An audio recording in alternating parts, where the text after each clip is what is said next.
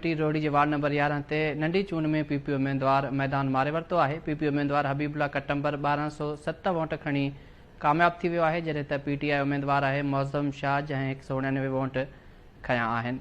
Breaking news ते पहुचायूं पिया। Sukkur municipal committee Rohri के वार्ड नंबर 11 ते नंढी चूंड में पीपी उम्मीदवार मैदान मारे वियो आहे। जो वधीक तफ़सील मालूम कंदासीं। सखर में KTN न्यूज़ रिपोर्टर अनस गांगुरो असांखे टेलीफोन लाइन ते जॉइन कयो आहे। जी अनस, अपडेट कजो।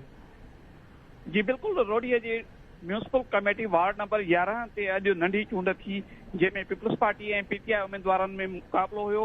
5 वॻे जेको आहे सो पोलिंग अमल मुकमल थियण खां पोइ ॻणप जेका आहे सो मुकमल कई वई। पीपल्स पार्टीअ जो उम्मीदवार हबीबुल्ला उर्फ सोनकट पर 1207 वोट खणी कामयाब थी वियो आहे, जॾहिं त पाकिस्तान तहरीक इंसाफ़ जो उम्मीदवार मौज़म अली शाह उर्फ मोहन शाह सिर्फ़ 199 वोट खणी हारजी वियो आहे।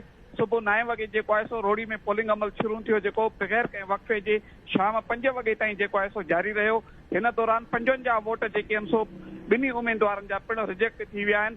गैर हतमी ऐं गैर सरकारी नतीजनि मूजिबि पीपल्स पार्टीअ जो उम्मीदवार सोनकट पर जेको आहे सो 1207 वोट खणी कामयाब थी वियो आहे, जॾहिं त पीटीआई जो उम्मीदवार मौज़म अली उर्फ मोहन शाह 199 वोट खणी हारजी वियो आहे। जी अनस गांगुरो, अपडेट करण लाइ जी वॾी महिरबानी।